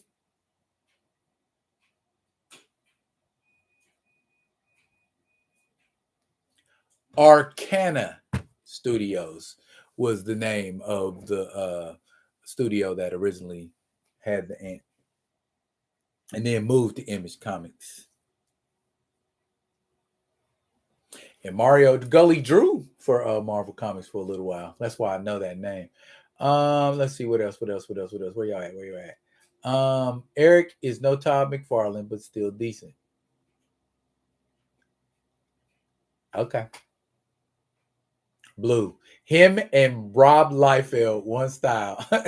You can't talk about crappy drawing if you don't mention Rob Liefeld with his extra big arms and foreshortened everything. Dreadlocks from Urban Style Comics. I sound like, now here's the thing. Y'all, we going in real good. Now here's my thing. My original question. Indie comics, placeholders or place takers?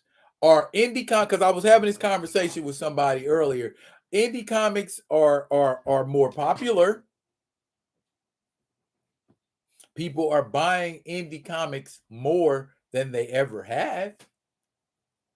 But are indie comics going to supplant the big studios, the Marvels, the DCs? I think Image will thrive because Image rocks with indie artists and they give indie artists a lot more airplay and a lot more freedom than Marvel or DC is willing to give an indie artist or an indie writer.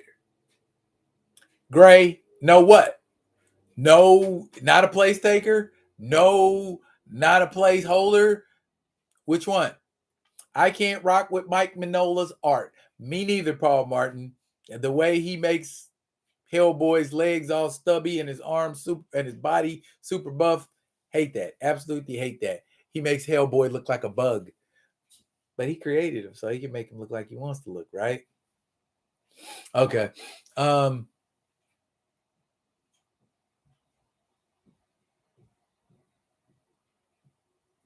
Jim Lee, Todd McFarlane, Mark Silvestri were my top 3 favorites during that time.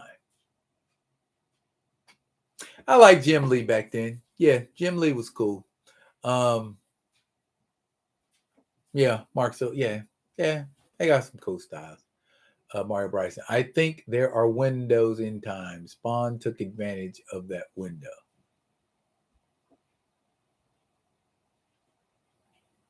Some can be placed takers. The big two saturate the market with multiple books of the same character, which dilutes the brand. Makes it easy for an indie to slide in for a breath of fresh air.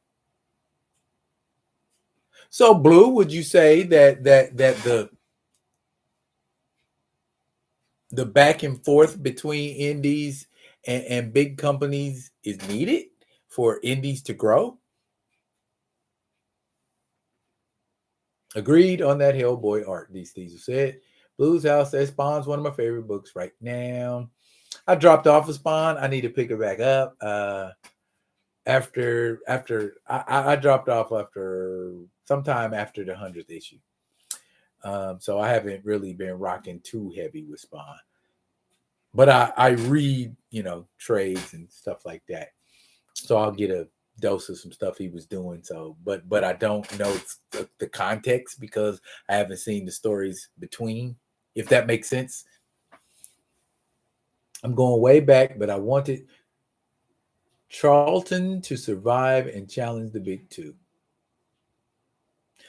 Charlton, Gold Key, all of them back then. I mean, they had some decent titles, but alas, is that the kind of fate that the indies are going to see? Are they going to go the way of Charlton and Gold Key because there aren't enough people rocking with them?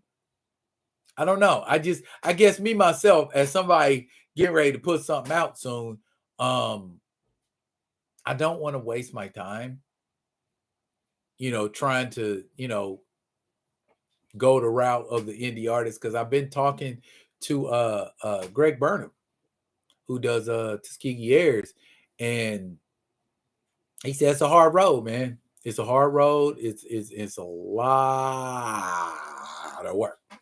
So I'm willing to put in the work, but I feel like my work got to have some kind of laurels to it. I don't want to just be busting my tail to be busting my tail. You know what I mean? Or making moves and not seeing the fruit of those labors. You know what I mean? Yeah, that was a deep cut, Paul Martin. A lot of people don't be tripping on Charlton and that Gold Key stuff. I remember I had some Battle of the Planets Gold Key comics. G-Force.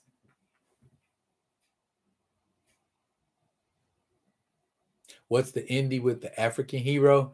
Golden Guardian or Captain Africa?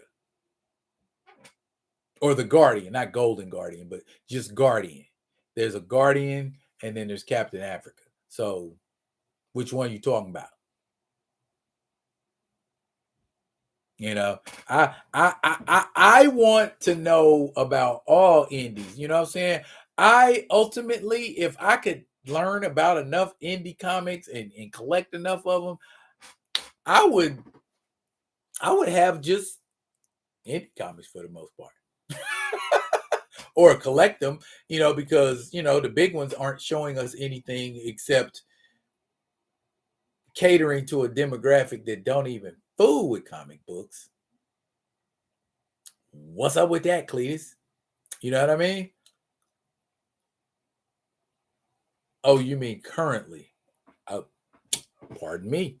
They should have a Mantis comic book.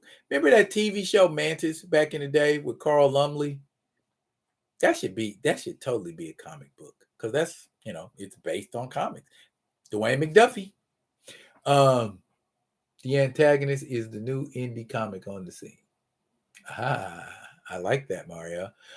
Several talented creators do books for the big two, branch off for creator-owned products. Yeah, Marcus Williams is one of them, who does the art for Tuskegee Airs. He did a whole series of covers for Marvel, and it was called Swaptober. And he drew traditionally male characters as females and traditionally female characters as males. I like his male version of Storm. Very cool. Look up the Swaptober Storm if you haven't seen it. Very cool. Very cool. Um, so we think indie comics are their own entity and they'll always be underground like Tech Nine. You know what I mean? Never sold a platinum album, never signed with a major label, but is still a millionaire. That's Tech Nine. But a lot of people know who Tech Nine is. Is that the kind of formula indie comics need to take? Just keep pushing, pushing, pushing, pushing, pushing till you become legendary? That sounds like that might work.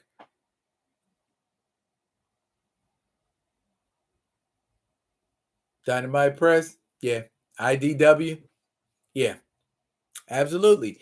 Anything that ain't Marvel or DC, I'm willing to give a shot, comic book wise.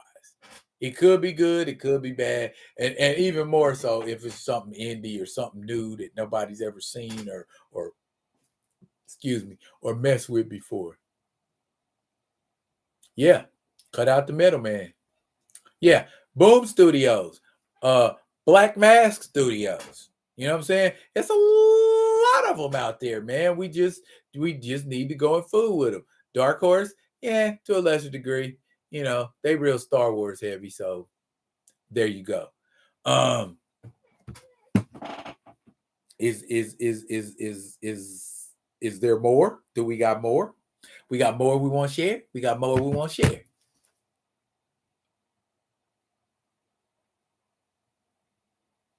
Okay, well then I'm gonna take us out with a bang, and my final topic is gonna be across. Yeah, Black Sands. I was wondering when somebody was gonna bring Black Sands up. Graham Adams said I was reading No Kemas by Ray Comics and Indie Comic. It was really good. I think they will spring up as Marvel and DC play out. Okay, so we think they play takers ultimately. They just got to buy their time and strike strategically. I could dig that. That makes a lot of sense. But real quick, let's talk about across the Spider Verse windows. I'm on it. Across the Spider Verse, y'all. If you haven't seen it, it's fantastic. It's a good movie, man. Real talk. I would like to complain about Across the Spider Verse, but the complaints I can bring up, minimal. And I'll tell you, I really only had two major complaints with Across the Spider Verse. The first one was at the beginning. They kind of got into Gwen Stacy's backstory. I agree, Diabolical. I agree. Now, and like I said, I think it's going to be the measure by which I weigh all superhero movies going forward. And I'm gonna tell you why. And I told you in the video, if you haven't watched the video, canon. You do not know how much it means or meant to me to see that the writers of Across the Spider-Verse chose to respect the source material in that movie more often than not. And when they couldn't respect the source material, they went retro. Rather than trying to figure out how in the world are we going to put Miles Morales in the 616 universe, they just said, we ain't. We're going to leave him in the 1610.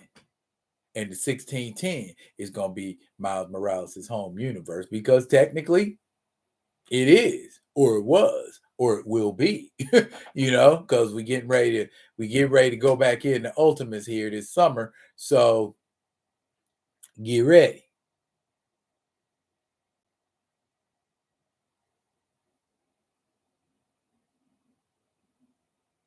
Okay, I see folks. Let me. Ooh, y'all are so woo. Okay, Paul Martin said Into the Spider-Verse was his favorite Spider-Man movie. I like the Spider-Verse franchise better than the Spider-Man franchise. I'll just be honest with you. Most comic book movies write themselves. Hollywood ego tends to get in the way. I agree, Mario. They broke the multiverse down better than Marvel Studios. Again, D. Steezel.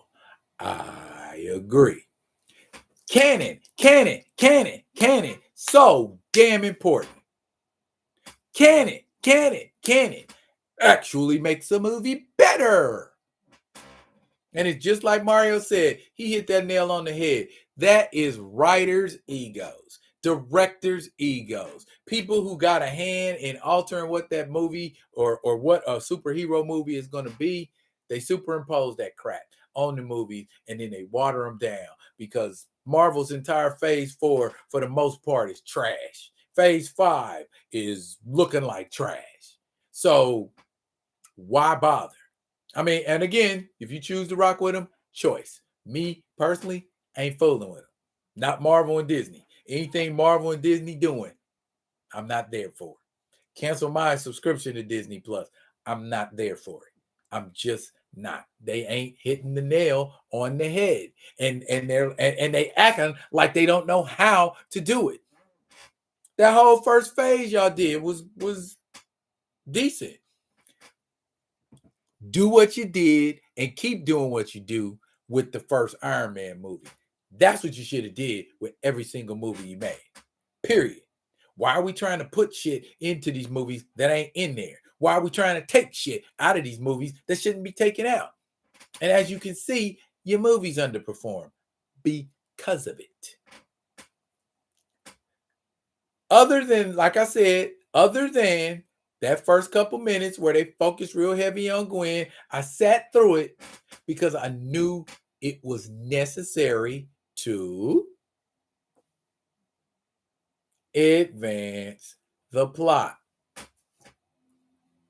Anomalies. Canon events have to happen. If canon events don't happen, you have an anomaly. And anomalies can potentially destroy the Spider-Verse or that particular universe, that world, and potentially the Spider-Verse entire because you unravel the threads. That was poetic. Now, Spider-Punk was not what folks, he's not who you expected to steal the show. He's not who you expected to say, oh man, Spider-Punk was dope. Everybody I talked to about that movie, Spider-Punk, man, I like Spider-Punk. Spider-Punk was cool, man. Spider-Punk was, and he was. He was. I ain't gonna front. So, hey, Daniel Kaluuya, salute. You did that, bruv. you did that, bruv. That was fire. I was loving me some Spider-Punk. Another thing I liked about it, they combined animation styles. Everybody had a different animation style to him. You know, Spider-Man and Gwen had an animation style. The Scarlet Spider had an animation style. There's a couple other Spider-Men. Even like the Vulture makes an appearance in the movie, and he makes like a Virtuvian Renaissance looking style to him. It was really psychedelic. The movie,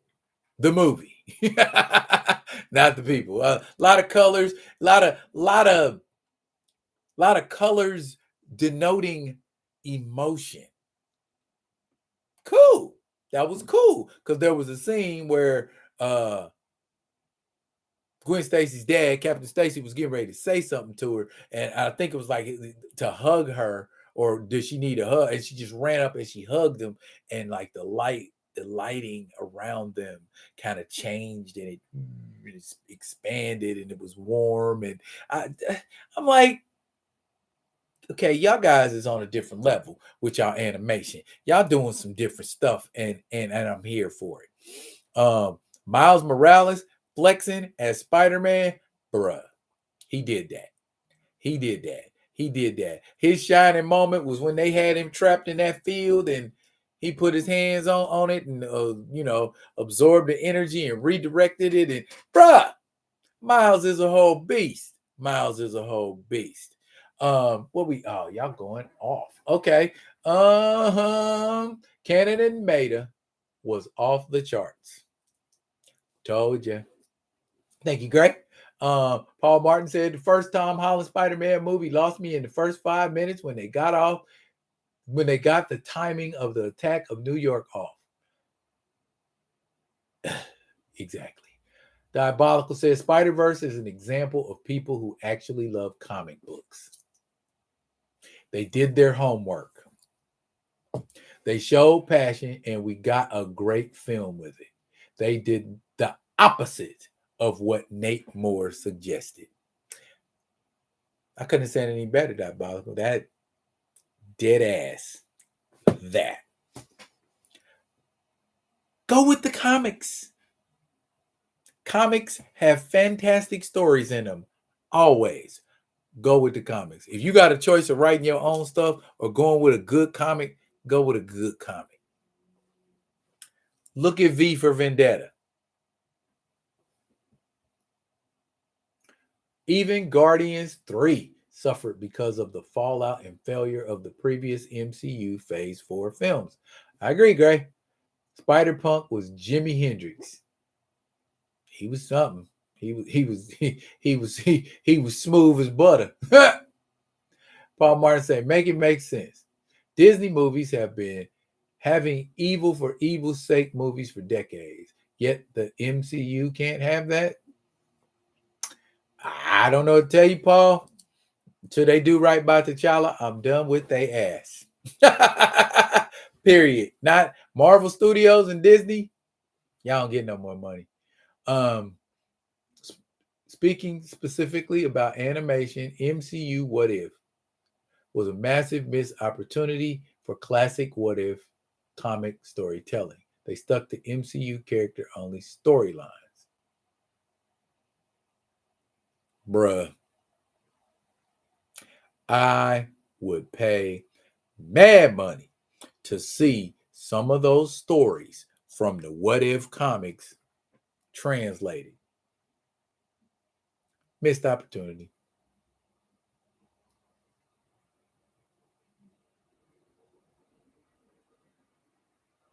Okay, villains you meant to say. Okay, that makes sense. Spider-Punk was always cool to me. But to see him being cool, bruh, that was awesome sauce. Spider-Punk is cool and a half. If you blink, you miss UK Spider-Woman. She was there for a brief second in the Spider-Verse. There were a few Spider-Men that what's his name? Peter B. Parker with the robe, the pink robe and the bunny slippers or whatever kind of slippers he had on. They got a kid now.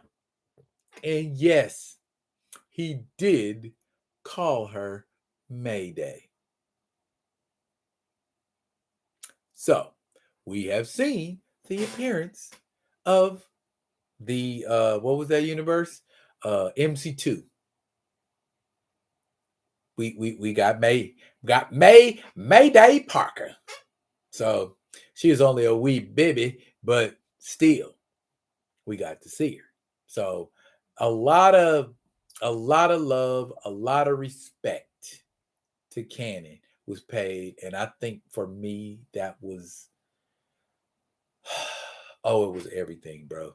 It was to see them. Oh, that's how that's supposed to be. Oh, that's how that's supposed to be too. Hey, look at that. That's how that's supposed to be too. They didn't change anything. I'm so happy. That's my despicable me. Anyways, yeah. And got rewatch value. And decided we gonna style on y'all. You know how we gonna do it? We ain't gonna end the joint regular. We gonna end on a cliffhanger. Bam. Now what y'all gonna do?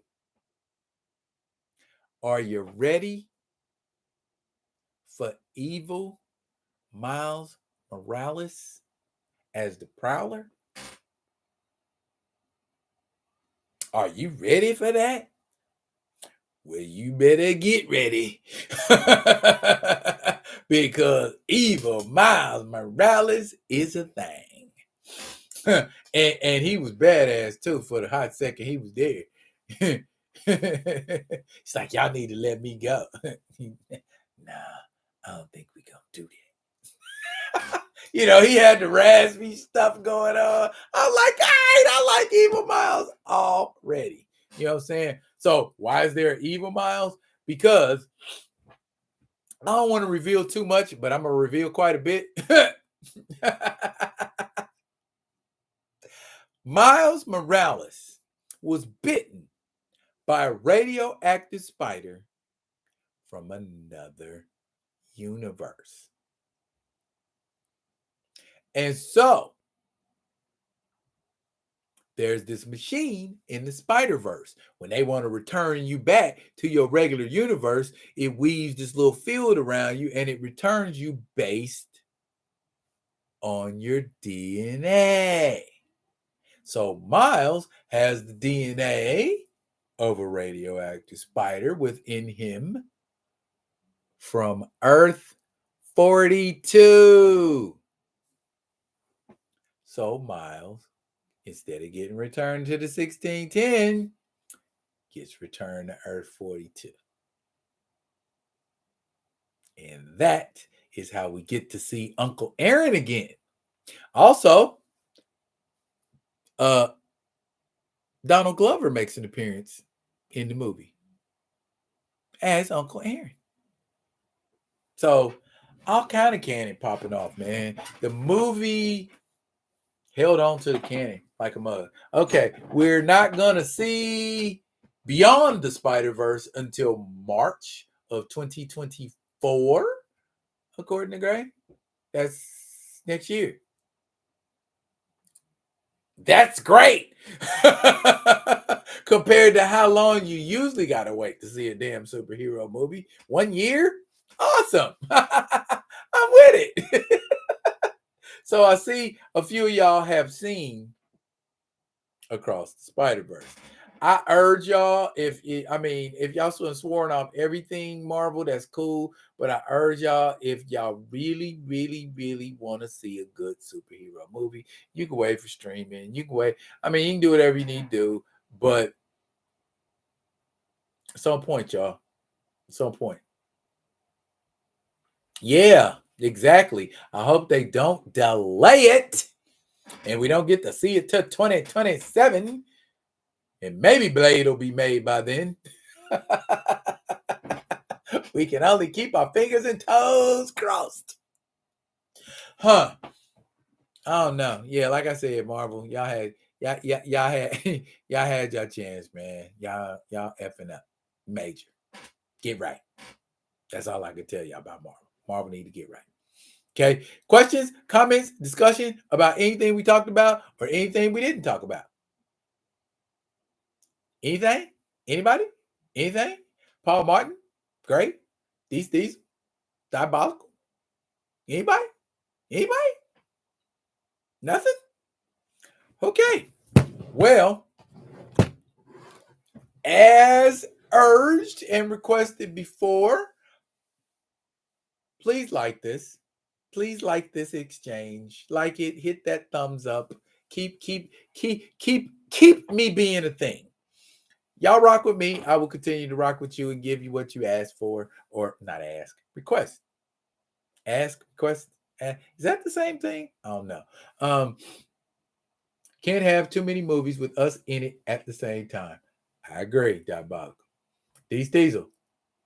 Mahershala will be Morgan Freeman's current age before Blade comes out. That's terrible. But that's the way they're making it look, yo. That's the way they're making it look. And I'm so sorry that it got to be that way. I love random versus Black Adam versus Gladiator. Who do you think will win? Which version of Black Adam? See, you know I read comics. Which version of Black Adam? Are we talking about cinematic Black Adam? Or are we talking about Black Adam from the comics versus Clark from... Wow, that is a deep cut like a mug. Gladiator's real name is Clark. Kal-El Clark. Clark.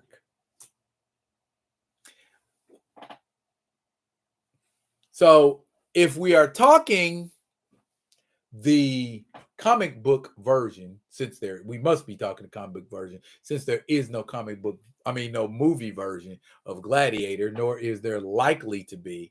I am going to say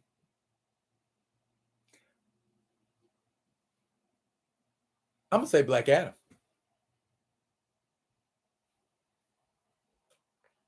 You'd have to see it played out, but yeah, initially, I'm going to go with Black Adam. Oh, Gladiator has the same powers as Superman. No, he's a knockoff Superman. And if Black Adam hits him hard enough and makes him lose confidence. Paul Martin. D-Real, did you think Spider-Man being Fire-Lord back in the day was BS like I did?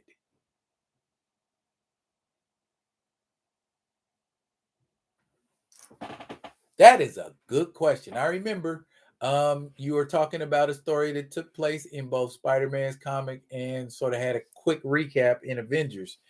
Now that it has been revealed that the majority of the time Peter's holding back,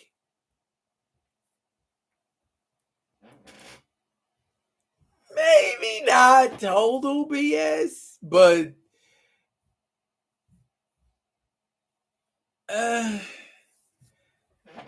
it's kind of BS.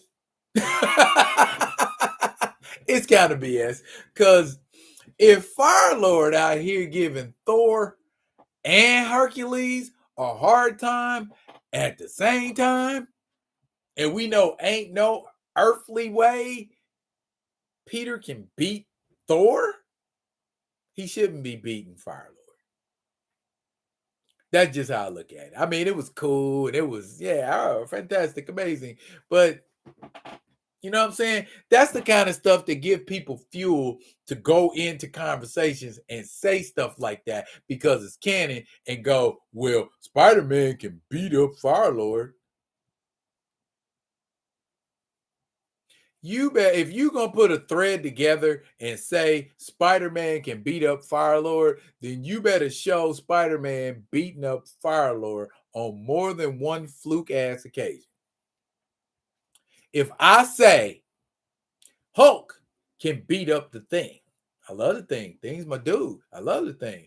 But there are numerous occasions where he's getting his hat handed to him by the Hulk.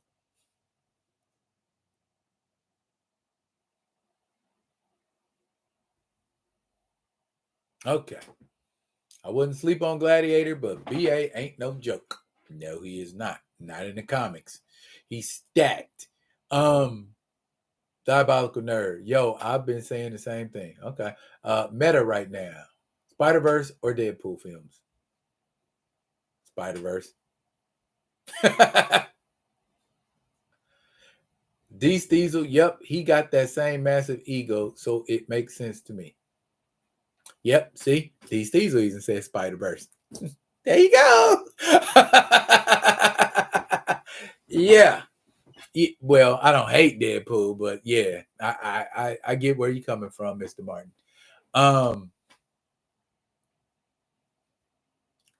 We good? We good?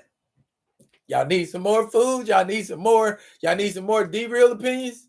No? Well, it is 2 hours, y'all. We have been rocking 2 hours. I appreciate y'all. I really, really appreciate y'all. Please keep rocking with me. I will have videos out for Friday, Saturday and Sunday, day of rest. Unless somebody wants me on a live, I'll probably go be on somebody's live on the weekend. John David Washington is Michael Holt. Sure, why not? He needs a breakout role. Watch the show from? No, I have not. Should I watch it? Diabolical is from a good show.